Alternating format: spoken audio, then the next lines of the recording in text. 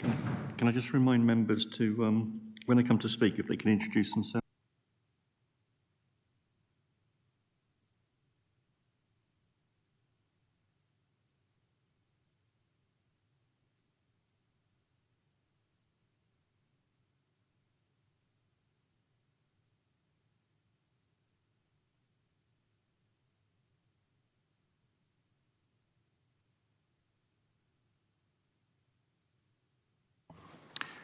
So if I move to agenda item 2, minutes, to confirm and sign the minutes of the meeting held on 25th of May 2023. Do members are content with the minutes? Is there any dissension? Agreed. Thank you. And I'll sign those after the meeting. Agenda.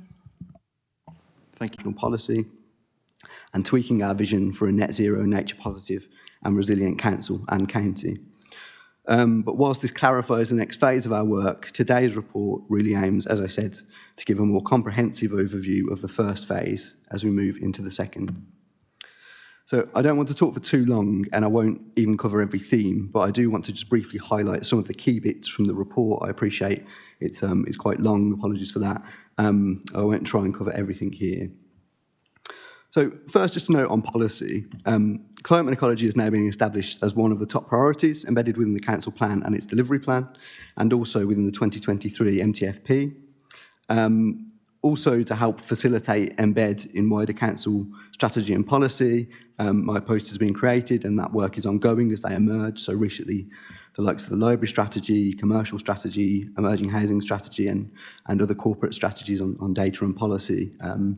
But work is also ongoing, of course, to embed within sustainable procurement through the procurement for plan in February, a zero-emission bus fleet by 2035 and 60% of the fleet by 2030. We also require operators to submit environmental statements when they submit tender too. And there's also lots going on cycling, of course, as well, through the Transforming Cities Fund, funding to upgrade sections of the National Cycle Network, the Beryl Bike Scheme, various cycling and walking to school funds in addition, and school streets funds. Also worth noting here, as I've missed it off, is that a £250,000 investment in 2022 to 23 and a further £500,000 investment in 23 to 24 was made from the Climate Fund into the LED streetlight replacement programme. And this has helped to significantly, amongst other things, to help significantly cut overall energy consumption as a result. On waste and materials as well, a significant area of our work. Our composting rate is currently almost 60%, putting us in the top 3 unitary councils in England. Waste sent to landfill has been cut to just 2%, with most of our residual waste now sent for biological treatment locally in Poole to produce biogas and biofertiliser. And we've also been listed in the top 3 councils in the National Recycling Carbon Index, which measures carbon emissions avoided through local authority recycling schemes. We've also worked closely with Hanson UK to become one of the first councils in the UK to use low-energy asphalt at scale to construct and maintain roads. And we've also installed a new all-electric hotbox at Charminster Depot to keep asphalt hot, as well as installing 415 solar panels on the depot roof. We're also now using new processes to enable old road surface material to be remade as high-quality material too. And it's also worth noting that the Waste team and Litter Free Dorset continue to develop and implement a vast array of different campaigns, projects and engagements on things such as compost bins, reusable nappies, and so on and so forth. The Waste team also undertakes particular engagement with business network events and has undertaken a business survey that included the offer of individual business waste auditing. The Litter Free Dorset programme also hosts the Sustainable Business Network and its Sustainable Business Awards.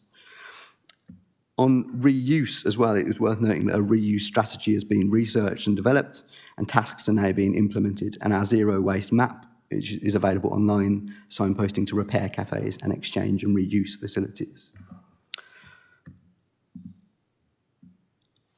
On nature and nature-based solutions, the Dorset Biodiversity Protocol has, of course, been established to address the impacts on biodiversity.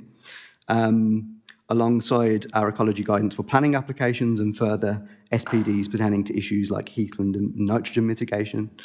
And work is also currently now underway to establish a system for assuring that developments also realise a 10% net gain in biodiversity. Some guidance and secondary legislation is still forthcoming on that, but a working group is established, training and recruitment underway, interim guidance in production, and I believe there's a webinar scheduled for later this month for members on that. We've also significantly, of course, changed the way that we manage our verges in the last few years, with a consequent doubling of butterfly species since. And to support pollinators and butterflies, we've increased the amount of cut and collect mowing for urban verges. Some verges have subsequently been designated as SNCIs as a result. All compost used across our green space team, landscaping projects and grounds maintenance services is also now peat-free and sourced from local green waste recycling.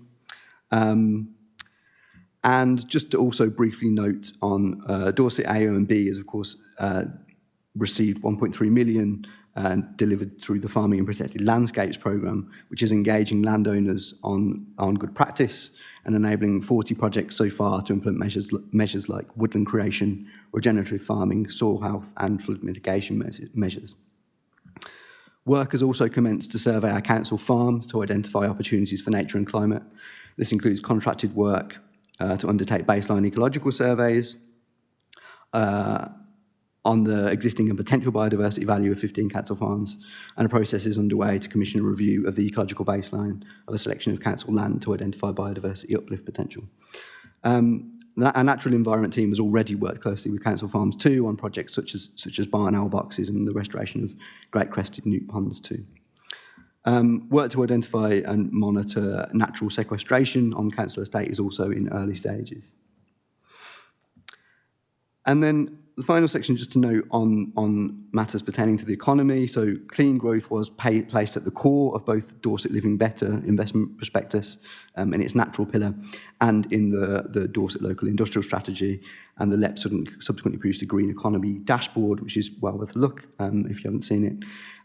Shared Prosperity Fund funding has, of course, since been secured for various low carbon projects.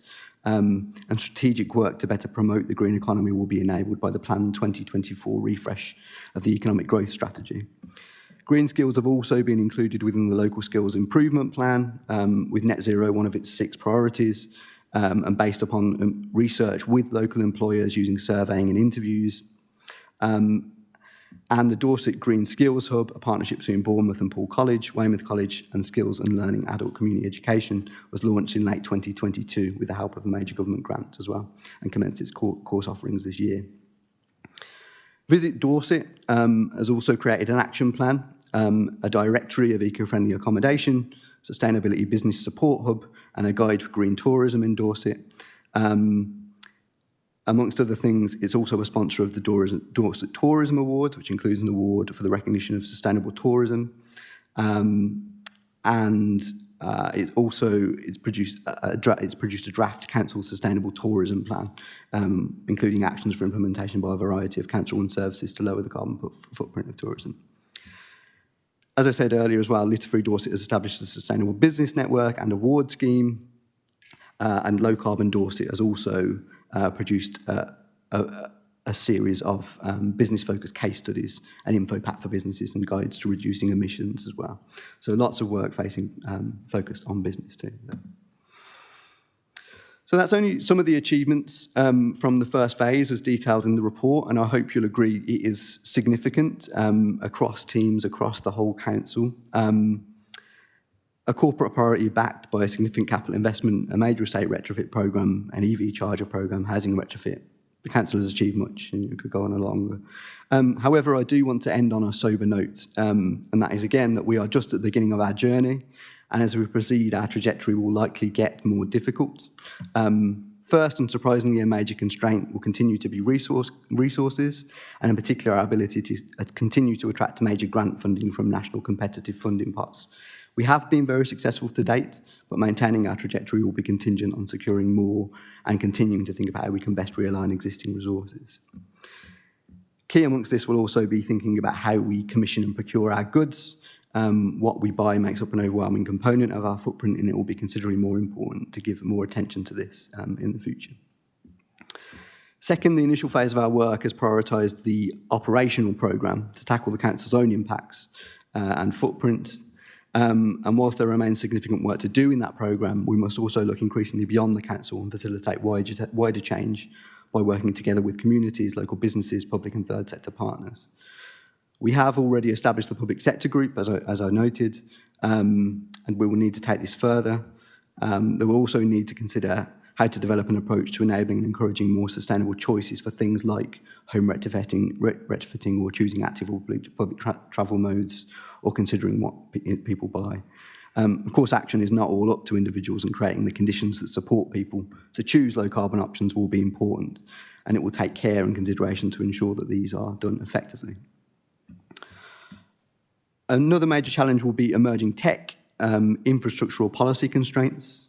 Most significant here are grid constraints. Government has set out significant plans over the last year for the grid towards its goal of decarbonising, and we are already engaged providing evidence and lobbying key stakeholders like network operators and government on this. Also highly important are policy and market developments around heat pumps, especially hydrogen, particularly the forthcoming determination of heat network zones, and in 2025, and government decisions on the role of hydrogen in 2026. Whilst we're not seeing on our hands in this area, a full understanding of the opportunities and costs of pursuing particular options like hydrogen is partly contingent on these national policy decisions. And also then just to note two areas which we will need to give more focus to. So one, it will be the need to define an approach to offsetting our residual emissions. We are already taking some work to inform a potential approach, but we must nevertheless consider what an approach for offsetting might look like. And this is difficult as it requires ultimately understanding land and local delivery capacity, and requires thinking strategically about things like land use. So there's a lot of questions to consider in there. Finally, we must also consider that in spite of efforts so far, realistically warming is happening now and will continue, and is looking increasingly likely that we will cross 1.5 degrees soon. And that will bring resilience threats that we must take seriously. And as wildfires show, these can threaten efforts at emissions reduction and nature recovery too. So these are more difficult to observe, but clear-cut indirect impacts as well already being seen through things like climate drivers of inflation. Implications such as this should prompt us to increasingly grasp that climate change and biodiversity loss are not just environmental problems, but socio-economic ones too. I'll leave it there because I've talked for quite a while. Apologies. But thank you.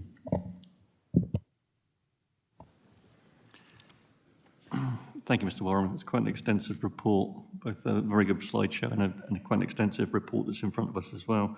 I'm just going to move and ask if Mr. Anthony Littlechild, Sustainability Team Manager, would like to say anything at this point. That's okay, thank you. Now we move to the lead member. Councillor Kirby, did you wish to say anything at this point? Thank you, Chair. Yes, I will. Sorry, apologies for my late incoming. Actually, it works out quite well because all I was going to say is I'm not really going to speak to this purely because it'd be a bit churlish for me to come in and trying to take the credit for a report in which I've had absolutely very little input in. But I think we can all agree there's some good stuff in there. So I'll await your findings. Thank you, Councillor Kirby. Okay, so if I move to any non-committee members, have we got any non-committee members who would like to speak on this? Councillor Fry. Thank you, Chair. I thought that was a very detailed report. Lots of information in there. I just really want to support what's going on there, and particularly in light of the farms that I have a connection with Dorset Council.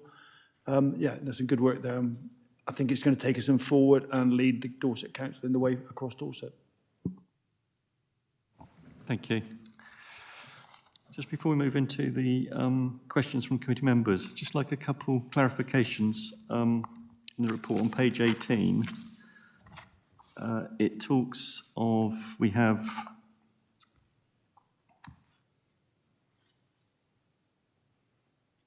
I think it's 65 charging points, and we're going to put in it's going to go to 175 charging points. Is that additional 175, or is that the total we're going to get to?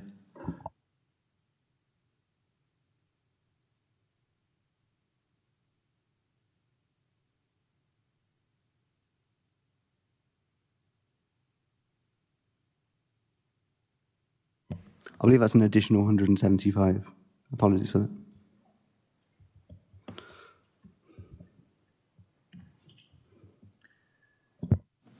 Thank you. And just the obvious question is, we appear to be doing so well with the grants that we're getting from government and how we're using the money. And I'd just like an assurance as to whether government actually know that or not. Are we feeding that back to government? Are government taking an interest in that? That we actually, it appears to me that we're spending their money well and we're getting results from that.